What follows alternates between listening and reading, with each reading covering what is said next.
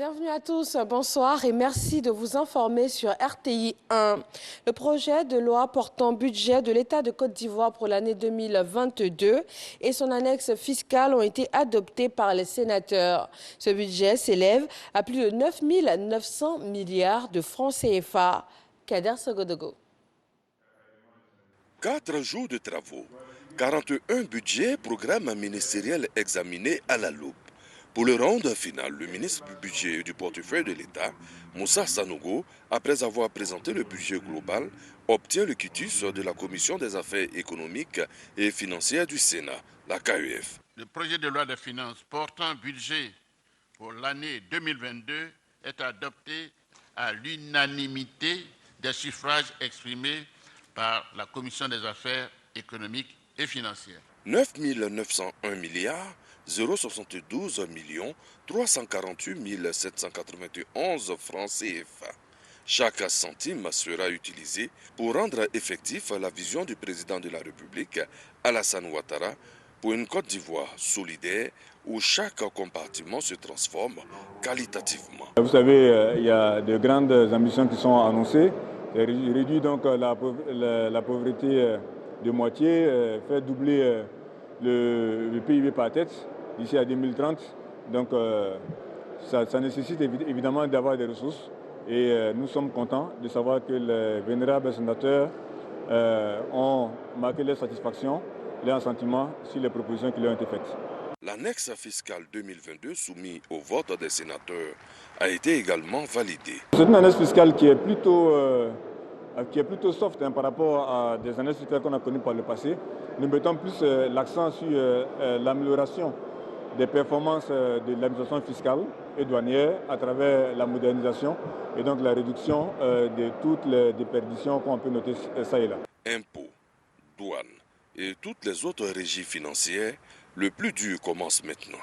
Le budget 2022 est connu. Sa mobilisation commence dès à présent. Tous au travail. La commission électorale indépendante CEI a rencontré les partis politiques et groupements de partis politiques aujourd'hui. Le président de la CEI a saisi l'occasion pour interpeller chacun de ces partis sur le rôle qu'ils doivent jouer pour des élections sans violence. La rencontre s'inscrit dans le cadre de la tournée de sensibilisation initiée par la commission électorale indépendante pour des élections sans violence en Côte d'Ivoire. Entre surexploitation des zones de pêche, l'utilisation de produits prohibés ou encore la raréfaction des espèces de poissons, la pêche artisanale est à la croisée des chemins. Elle reste pourtant l'un des piliers de la production nationale de poissons, encore trop dépendante de l'importation pour faire face aux besoins de plus en plus croissants de la population. Comment les acteurs s'organisent-ils pour venir à bout de ces difficultés et préserver l'intégrité de leur activité? Nos reporters se sont rendus à Lozoa, village du département de Guitry. Vous verrez dans Eco Plus ce soir les difficultés et le combat de ce village de pêcheurs pour ne pas sombrer dans une reconversion qui semble s'imposer. Ce 7 décembre 2021 marque la 28e année du décès de Félix Houphouët-Boigny, premier président de la République de Côte d'Ivoire. Cette date anniversaire a été commémorée à travers une messe à la basilique Notre-Dame de la Paix de Yamoussoukro. Les souvenirs de l'homme d'État et du père ont marqué cet anniversaire. Au Burundi, la prison centrale de Gitega, la capitale, a été ravagée par les flammes. 38 personnes ont été tuées et 69 grièvement blessées dans l'incendie. Selon des témoins, le feu s'est déclaré vers 4 heures du matin, surprenant les détenus dans leur sommeil. L'incendie a été causé par un court-circuit selon le ministère de l'Intérieur. Construite en 1920, la prison centrale de la capitale politique burundaise est la 3e plus grande du pays. Elle abritait fin novembre 1539 détenus pour 400 places selon les chiffres de l'administration pénitentiaire. En Éthiopie, le gouvernement du Premier ministre Abiy affirme avoir repris 2 agglomérations de plus de 200 000 habitants.